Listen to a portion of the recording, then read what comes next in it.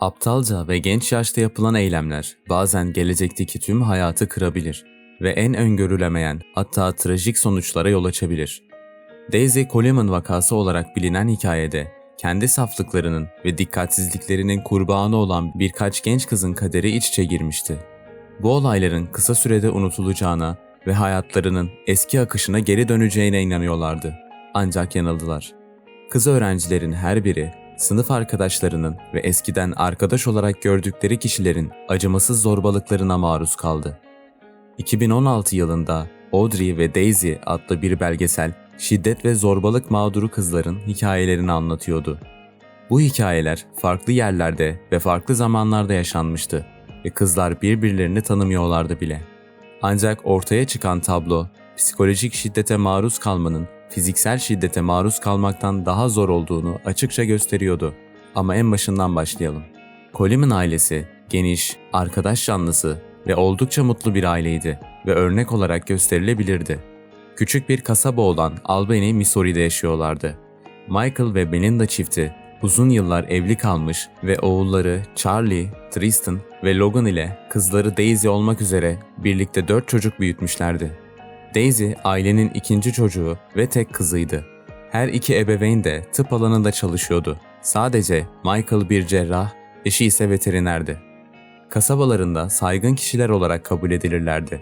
Tüm aile üyeleri spor severdi ve yerel takımlar için tezahürat yaparlardı. Daisy 2009 yılında 12 yaşındayken babası ve abiyle birlikte bir futbol maçına katılmak üzere arabayla komşu kasabaya gittiler. Ancak o gün hava kötüleşti ve araç ıslak yolda kayarak karşı şeritte seyreden bir araçla çarpıştı. Ailenin babası olay yerinde hayatını kaybetti. Ancak çocuklar neyse ki ciddi şekilde yaralanmamıştı. Coleman ailesi yas tuttu ve kısa süre sonra başka bir şehre taşınmaya karar verdiler. Aile, çocukların yerel okullardan birine gittiği ve annenin bir veterinerlik merkezinde iş bulduğu, hala aynı Missouri eyaletinde bulunan Maryville'a yerleşti. Yavaş yavaş kayıptan kurtuldular ve gelecek için planlar yapmaya başladılar. Daisy aktif olarak dans ve jimnastikle uğraşıyordu ve aynı zamanda okul amigo takımının bir üyesiydi. Buna ek olarak kızın farklı yetenekleri de vardı. Çok güzel resim çiziyor ve gelecekte bir sanatçı ya da tasarımcı olmayı hayal ediyordu. Okulda onu zeki, nazik, açık ve neşeli olarak nitelendiren birçok arkadaşı vardı. Daisy'nin Paige adında bir en iyi arkadaşı vardı ve neredeyse birbirlerinden ayrılamazlardı. Kızlar okula birlikte gidiyor, aynı amigo takımında yer alıyor ve aynı dans stüdyosuna gidiyorlardı. Sık sık birbirlerinin evlerinde geceliyorlardı ve bu sık rastlanan bir durum haline gelmişti. 7 Ocak 2012 tarihinde okul kış tatilindeyken Paige bir kez daha arkadaşının evinde gecelemişti. Film izlediler, tatlı yediler ve sohbet ettiler ve herkes yatmaya gittiğinde Daisy gizlice evdeki şarap dolabına indi ve oradan bir şişe sıcak likör çalarak arkadaşıyla birlikte içti. Gece yarısından sonra Daisy okulun en popüler çocuklarından biri olarak kabul edilen ve gelecek vadeden bir futbolcu olan 17 yaşındaki Matthew Barnett ile mesajlaşmaya başladı. Aynı sınıfta okudukları abisi Charlie ile arkadaştı ve Coleman ailesinin evini sık sık ziyaret ediyordu. Daisy yetişkin bir erkeğin ilgisinden gurur duyuyordu ve onunla sohbet etmeye ve flört etmeye hevesliydi. Daisy geceyi bir arkadaşıyla geçireceğini yazdığında Matthew kızları kendi evindeki partiye davet etti ve aileleri olmadan eğlenmelerini önerdi. Teklifini hevesle kabul ettiler ve Daisy'nin yatak odasının penceresinden kaçarak sessizce evden ayrıldılar. Kısa süre sonra Matthew ve arkadaşı onları almaya geldi ve genç adamlar okullarından birkaç çocuğun daha onları beklediği evine doğru yola çıktılar. Parti, gençlerin garajdan geçerek girdikleri evin bodrum katında düzenlendi. Daisy ve Paige içeri girer girmez onlara erkeklerin kendi yaptıkları alkollü kokteyller ikram edildi ve Matthew özellikle ısrarcıydı. Daisy'ye birbiri ardına içki doldurdu ve Daisy de onu etkilemeye çalışarak hevesle içti. Bir noktada Paige müdahale etmeye çalıştı çünkü arkadaşının zaten oldukça sarhoş olduğunu düşünüyordu. Ancak Daisy ondan buna karışmamasını istedi. Partide Paige'in uzun zamandır aşık olduğu Nicholas adında bir adam vardı. Ona yaklaştı ve onunla flört etmeye başladı. Birlikte içtiler ve daha sonra liseli genç ona başka bir odada yalnız kalmayı teklif etti. Paige bundan sonra olacakların farkına vararak kabul etti. Yakınlaşmaları uzun sürmedi ve içeri döndüklerinde Daisy büyük odada değildi. Yatağın bulunduğu yan odanın kapısı hafif aralıktı ve Paige arkadaşının orada neredeyse baygın bir şekilde yattığını ve Matthew'in onun bu durumundan yararlanarak onunla yakınlaştığını gördü. Ayrıca partinin Jordan adındaki bir başka üyesi de olanları cep telefonuyla kaydediyordu. Daha sonra ortaya çıktığı üzere Daisy'nin bilinçsizliğinden de yararlanmış ve onunla cinsel ilişkiye girmişti. Çocuklar kızları arabaya bindirdi ve Daisy'nin evine geri götürdü. Paige o sırada biraz ayılmıştı ama arkadaşı hala yarı baygındı ve kendi başına ayakta duramıyordu. Kısa süre sonra Daisy kusmaya başladı ve çocuklar onu kelimenin tam anlamıyla sürükleyerek arabadan çıkardılar. Daisy kusarken Matthew onun saçlarını toplamaya çalıştı ama iyi bir iş çıkaramadı. Daisy'nin saçları ve kıyafetleri kirlenmişti. Çocuklar Paige'e içeri girmesini ve o biraz ayılana kadar arkadaşının yanında kalacaklarını söylediler. Paige onlara inanmıştı ve kimseyi uyandırmadan pencereden odaya geri döndü. Yatağa uzandı ve hala sarhoş olduğu için hemen uykuya daldı. Aslında çocuklar Paige'i kandırmışlardı ve Paige eve döner dönmez Daisy'yi soğuk bir Ocak gecesinde zeminde yatar vaziyette bırakmışlardı ve önce ceketini çıkarmışlardı. Daha sonra bu davranışlarını birinin kendilerini sarhoş bir çocukla görüp polisi aramasından korktuklarını söyleyerek açıklamışlardı. İddiaya göre Daisy kustuğu ve üzerini kirlettiği için ceketi çıkarmışlardı. Görünüşe göre Daisy kendine gelmeden önce birkaç saat boyunca sıfırın altındaki sıcaklıkta dışarıda yatmıştı. Hatırladığına göre ilk başta öldüğünü düşünmüş. Çünkü uzuvlarını hissedememiş, hareket edememiş ya da çığlık atamamıştı. Ayrıca ayağında ayakkabı ya da çorap yoktu ama kimse eşyalarının nasıl gittiğini açıklayamadı. Islak saçları çimenlerin üzerinde donmuştu ve başını kaldırıp etrafına bakmak için çaba sarf etmesi gerekiyordu. Daisy sürünerek kendi evinin kapısına kadar geldi ve elini birkaç kez ön kapıya vurdu. Her nasılsa annesi gürültüden uyandı ve köpeğin içeri girmek istediğini düşünerek kapıyı açmaya gitti. Melinda kızını verandada çaresiz ve yarı baygın bir halde çıplak ve ayakkabısız yatarken gördüğünde neredeyse aklını kaybedecekti. Anne bağırarak oğullarını uyandırdı ve onlar da hemen koşup kız kardeşini eve taşımaya yardım ettiler. Üzerinde sadece bir tişört ve ince bir pantolon vardı ve uzuvlarında donma belirtileri görülüyordu. Daisy konuşamıyor, sadece ara sıra hıçkırıyordu. Şiddetli bir şekilde titriyordu ve alkol kokuyordu. Anne ilk başta kızını battaniyelere sararak sıcak tutmaya çalıştı. Ancak bunun işe yaramayacağını hemen anladı ve oğullarına kız kardeşini küvete taşımalarını söyledi. Melinda orada kızının kıyafetlerini çıkarmaya başladı ve uyluklarının iç kısmının çürükler ve sıyrıklarla kaplı olduğunu gördü. Kızının istismara uğradığını hemen anladı ve polisi ve sağlık görevlilerini aradı. Onlar gelene kadar annesi Daisy'yi ılık suyla ısıttı. Bir tıp profesyoneli olarak bu tür durumlarda zararı önlemek ve donmanın olumsuz etkilerini en aza indirmek için ne yapması gerektiğini biliyordu.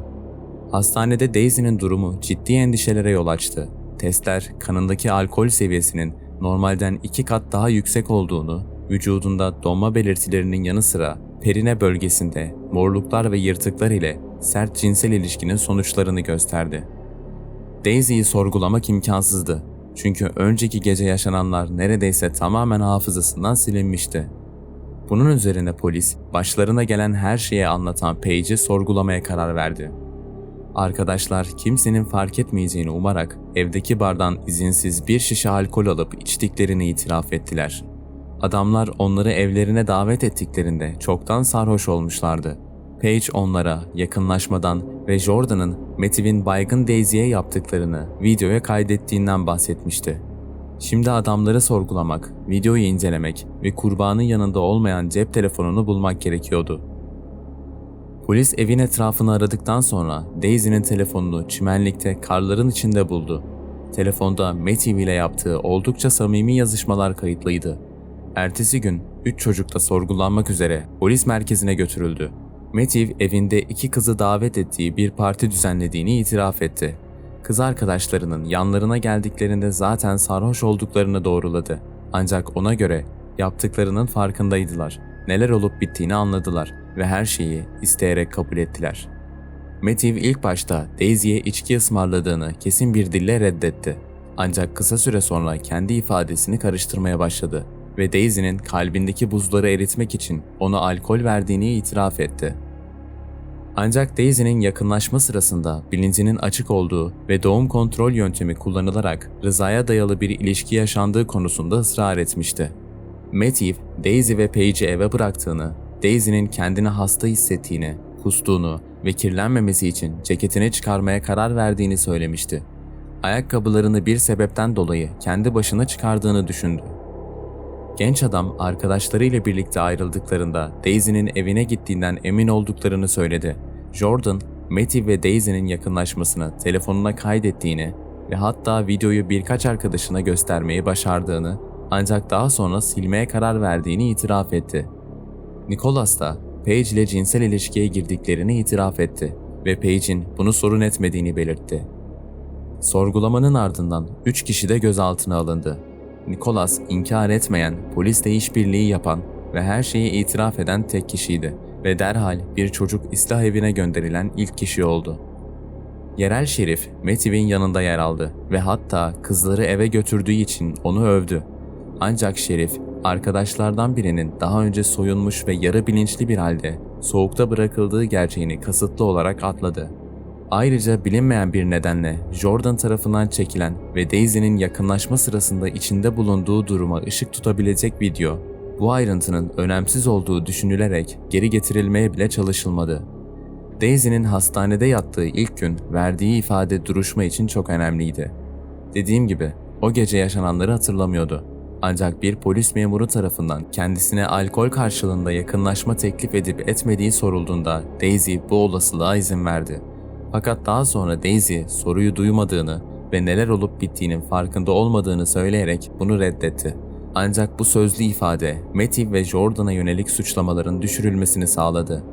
Buna ek olarak Matthew Barnett'ın bir zamanlar kendisi de polis memuru olan ve daha sonra siyasete atılarak eyalet temsilcisi olan büyük babasının da olaya dahil olduğu ortaya çıktı.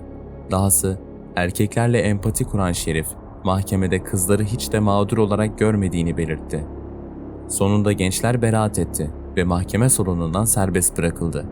Daisy bu korkunç olaylardan birkaç hafta sonra fiziksel olarak iyileşti, ancak zihinsel olarak bir enkaz olarak kaldı. Daisy normal bir hayata dönme umuduyla okula geri döndü. Ancak destek ve sempati yerine şiddetli akran zorbalığıyla karşılaştı. Öğrencilerin çoğu popüler, yakışıklı Matthew'in tarafını tutarken Daisy ve Paige yalancı ve kolay kızlar olarak adlandırılıyor. Bir şişe alkol için kendilerini feda etmeye hazır oldukları söyleniyordu. Daisy okulun amigo takımından atıldı ve erkek kardeşleri onu savunmaya çalışsa da gittiği her yerde tam anlamıyla dışlandı. Daisy düzenli olarak küfürlü veya tehdit içeren isimsiz aramalar ve mesajlar alıyordu ve annesi de benzer mesajlar alıyordu. En yakın arkadaşı ve annesi iletişim kurmayı bıraktı çünkü o da zorbalığın kurbanı oldu ve başka bir okula geçmek zorunda kaldı. Daisy yavaş yavaş derin bir depresyona girdi. Başkalarıyla iletişim kurmaktan kaçınmaya başladı ve hatta hayatla hesaplaşmaya çalıştı. Bardağı taşıran son damla Coleman'ların evinin kundaklanması oldu ve sonunda şehirde kalmanın kendileri için güvenli olmadığına ikna oldular ve Daisy'nin okulunu bitirebileceği başka bir eyalete taşınmaya karar verdiler. Birkaç yıl sonra Daisy üniversiteye başladığında etkili bir internet yayını Daisy'nin hikayesini yayınladı ve kamuoyunun ilgisini bir kez daha Daisy'ye çekti. Ancak bu kez ülke çapında birçoğu benzer şeyler yaşamış ya da zorbalığa maruz kalmış bir dizi insan Daisy için konuşmak üzere öne çıktı. Ve çok geçmeden şiddet, taciz ve zorbalık konularını gündeme getiren Audrey ve Daisy adlı bir belgesel filmi çekildi. Hikayedeki ikinci karakter Kaliforniya'da yaşayan Audrey Pot adında bir kızdı. Onun da başına aynı yaşlarda benzer bir olay gelmiş ve o da dışlanmıştı. Kız öğrenci artık içinden çıkamadığı bir depresyona girdi ve kendi canına kıydı.